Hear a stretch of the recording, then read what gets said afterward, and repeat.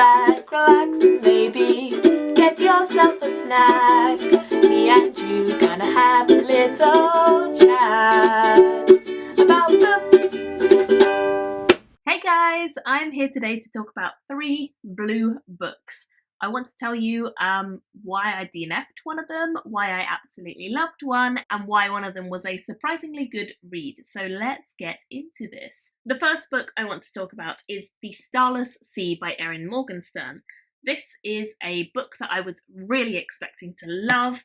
I picked it up because it is one of the BookTube SFF nominees for the shortlist for BookTube SFF Awards this year, and I'm a judge, so lots of reasons I thought I would love it. I love the cover, I love the design, I think it's beautiful the whole way round, and it sounded like it would be my kind of thing. I've read another book by this author who wrote beautifully. I read The Night Circus and I loved The Night Circus.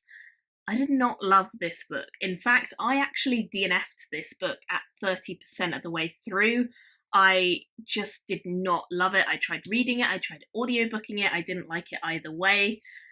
I found it a struggle. This book follows a young boy called Zachary Rollins who finds a book, and in that book he finds the story of when he found a door, a magical door, and he chose not to go through it. And it's his story encapsulated in this book. So he is kind of bemused and baffled by how the book has come to be. He finds it in a library and it's unmarked, it's not got a proper barcode, it's not been sorted properly, he doesn't quite understand where it's from, and it leads to a whole load of mysteries. Now, alongside Zachary's story, which is kind of the main plot line, we also have loads and loads and loads of tiny interludes of other people's stories. There are stories within this book which are being told to the reader as you go through, and they're kind of fairy tales. We see princesses, we see different stories of pirates, and various other kind of adventure stories in this book. We also have Zachary's story where not only has he found this book, but he is now being chased down by people who want it for various reasons. And it sounds like this should work, but it didn't for me. It didn't work very well. And I think the main reason that it didn't work for me was because I did not like the character of Zachary very much. I found it very hard to relate to him or his story or character. I didn't mind the stories that were interludes, but they were so short and so many that I couldn't really distinguish them for very long, and I found myself kind of getting muddled who was who and whether they were main characters or not. I just found it all a bit muddled and I really wasn't enjoying picking it up. I kept reading it for a while longer than I normally would because it's a BookTube SFF nominee, and I was really hoping things would start to pick up around the sort of third midway, that kind of thing, but I just was not feeling this, and it's a chunky-ish book. I didn't want to commit to reading the entire thing if it wasn't going to be for me, and it's a real shame because I bought this beautiful edition. I absolutely loved the cover and design, and I thought I would really like it, which is why I bought this, but I just didn't. I just found it a real struggle to push through, and unfortunately it just really didn't capture my imagination in the way that The Night Circus did. That was so lyrical and beautiful, and this one, although it had lyricism and beauty to the writing, it didn't have the same style. I didn't think. It's been a long time since she wrote The Night Circus, and the feel of this one to me is quite different. I think that one feels like a very sultry, seductive kind of storyline, and this one just feels a little bit flat to me at times. I did not feel like it was really bringing the stuff to life that I wanted it to. I just felt a little disappointed. So I, didn't really enjoy it. Found it very hard to get into, and ultimately decided I was going to put it down and just not return. I did try a lot to get into this, and I don't think I was meant to get on with this book. So it's a real shame because I hoped I would love it, but sometimes this happens, and yeah, never mind. I don't see myself giving it more than like at least 2 stars. I think that would be the max it would have got from me, even if I'd finished it. I've heard from a lot of people that the ending is very muddled and they didn't really get it. So I just couldn't be bothered to carry on with it, to be honest. If I'm not enjoying the beginning, which is what everyone says is great, why bother with the ending, which everyone says is not great? So that's a shame. I'd love to know what you guys thought, if you've read it for BookTube SFF or if you've just read it in general. Did you like it? Did you not? I think this is quite a divisive book. A lot of people seem to either love it or hate it. And I think The Night Circus was a bit like that too. But yeah, this wasn't for me, so a shame, but alas. Moving on to the second book I want to talk to you about. This one was sent to me by the author, and it is Zandra Voorhies and the Paesa Wand. And I got this from M.T. Fisher, the author. I actually got to this one so much quicker than I thought I would. I was just really in the mood for a fantasy, and this is a witchy, kind of light-hearted fantasy story. It starts out kind of rough around the edges, and I think as the book goes on, it gets so much better than the first few chapters, which I felt were very simplistic and quite over-explainy. The later book is much, much better. This is largely based on the time period of the 17 and 1800s in America, at the time where there was a big conflict between black and white people, and where there was also a lot of the Native Indians, Native Americans, Cherokee tribes. Was really interesting to read about the inspiration. There's lots of different groups of people in this who we highlight and who we interact with as readers. And I definitely liked the main character, who is called Zandra. She quickly becomes a character who is very much embroiled in the local community, and the people that she meets along her way she is always trying to care for. And she is a wand maker. She is going somewhere to set up her new shop. She is travelling over to the New World to set up shop and hopefully kind of build a life for herself there. And that's what we follow her beginning to do. And I think the initial opening chapters where she is kind of travelling to the New World to set her life up, I feel like those are fairly underdeveloped. But then once she starts to settle down and she starts to kind of really develop her world, and we learn a lot more about the magic of how she does wand making, which involves lots of hunting down beasts and taking bits of fur or scales or whatever they need in order to make the core of the wand that she is kind of crafting. I think the magical creatures and the magic of this world really, really lifted the book up and made it a lot more interesting than it initially was.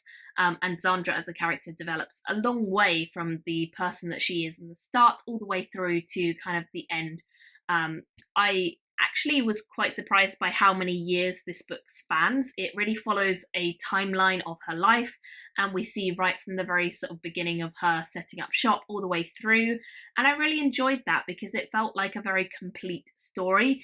I do believe there is a sequel in this series, but I haven't read it, and I don't know if you need to necessarily because it ties things up really nicely in this. It could have been a standalone, but there's also room for a second one, so I like that about it. It didn't feel rushed, it felt very like it went through all the different stages and it got to the end and it was very fun.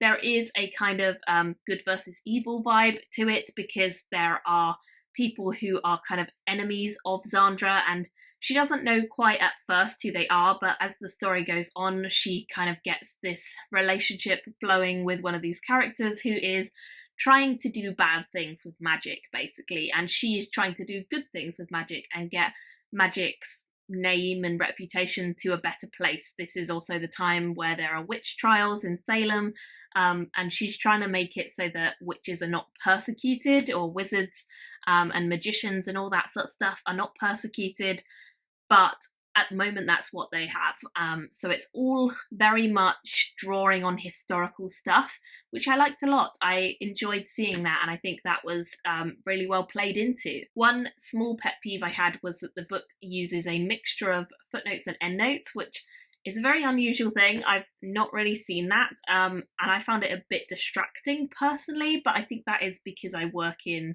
academic publishing and we always use one or the other, and it was just kind of confusing to me to see both, but it might be something that you guys don't mind seeing particularly, so that's just a pet peeve of mine. One other thing to point out is that although this is kind of set in the 1700s, it does use modern language, so although it draws on all these historical events, the characterization is very modern, very easy to connect with and relate to and understand. So there's no sort of old archaic language in this. And on the whole, I enjoyed this one. I definitely was surprised by how much I enjoyed it. I found myself getting more into it as the book went on. As I say, I think the second half was a lot stronger than the first, and it definitely paid off in the end because there's a big epic battle, there's all sorts of magic and mayhem that gets on, and as I say, she interacts with so many people and so many different groups and types of people as the book goes on that you really develop this net of characters to draw on as well. So I really, really liked that, and I ended up giving it a 3.5 out of 5 stars, and I'd say it's a really entertaining, fun read for anyone looking for a kind of light, entertaining fantasy. So I'd highly recommend it if you guys are interested. As I say, it's a self-published book and it's always great to support self-published authors. So I really appreciated being sent this by the author. Now moving on to the book that I loved this book so much and I expected to love it. My expectations were high. This is the first book in a new series, but it is by Jodie Taylor, who's one of my absolute favourite authors, and she is now an auto-buy author. I will buy anything she writes because I love what she does with words and with language and characters and everything. She's just so fun, and that's something that I don't see that often in sci-fi and fantasy. A light-hearted, easy, jovial tone throughout the books, and this is so that. This follows a character, well, 3 main characters, but one of the characters is a character who we see in the Chronicles of St. Mary's series. The Chronicles of St. Mary's is, I think, about 10 or 11 books long now. I've read all of them and I'm waiting for the new one to come out, which is coming out very soon. I love that series so much. It's fantastic. And I really think that series has a lot of heart to it. This series follows one of the sort of minor characters from that who is becoming much more prevalent in this series. This also follows 2 other completely new characters, and it follows a couple of crossover characters from St. Mary's. It's set in the future from St. Mary's, where the Time Police exists, which is a kind of organisation set up to arrest people who are playing around with time. They have been set up and basically taken over the entire world so that they are a respected authority in every single, not only place, but also time. So the Time Police are there to go into history and to get people who are messing around with time before they can do it and arrest them, essentially. So the Time Police is a really important organisation.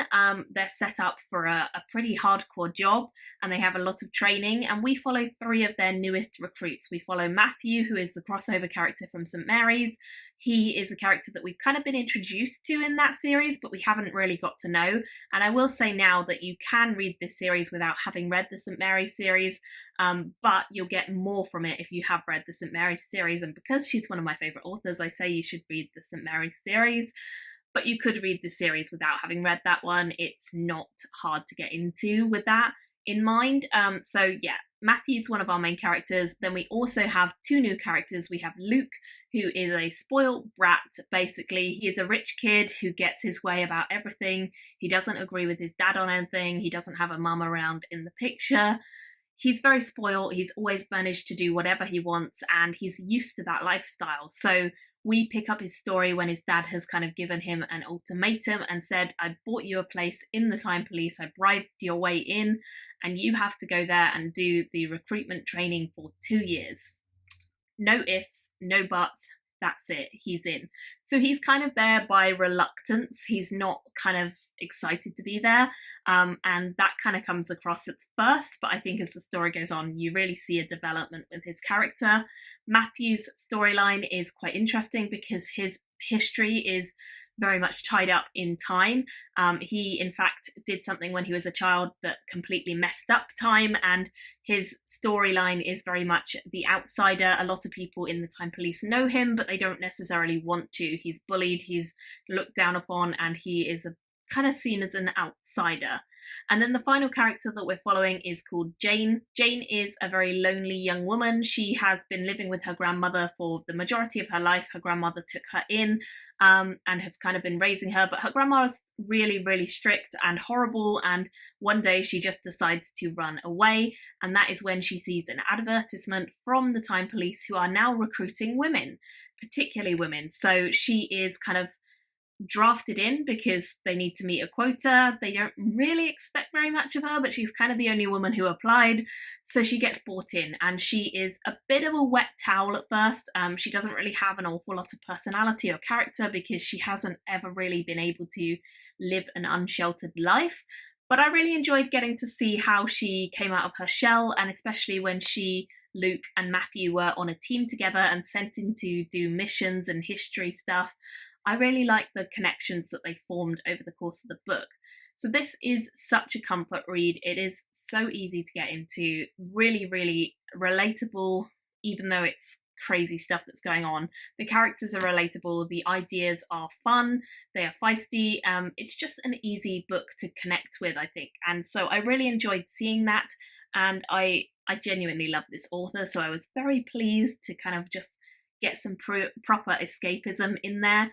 I would highly recommend the St. Mary's books if you guys are looking for something that is going to take you away from the current situation, politically, globally, everything, because this series is so fun, and this is just the first in the series for the Time Police. I believe there will be a second one, definitely. I don't know if there'll be more beyond that, but there is definitely a second one planned. It's coming out, I think, late this year, so I'm very much going to read that series when it comes out, and I would highly recommend this, especially if you already love Jodie Taylor, but even if you don't, I would recommend the whole series by her. It's so, so good. So yeah, I gave this 5 stars. It was really easy 5 stars. It really took me out of the kind of anxious, horrible situation we're in, and it just made me enjoy life and quarantine and being at home. It just made me enjoy escaping into a book in the truest sense of the words. So I loved it. I recommend it. I think you guys will also love it. And I'd love to hear your thoughts on any of these 3 books, whether it's the Starless Sea, Best Doing Time, or the Zandra Voorhies one. Please leave me your thoughts down below, whether you're going to read them, whether you already have. And I will see you guys very soon in another video. Bye! To talk about... Woo!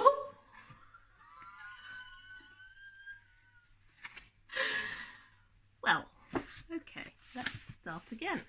Thank you for watching my video today. Go pick up a book, then come back and chat with me again.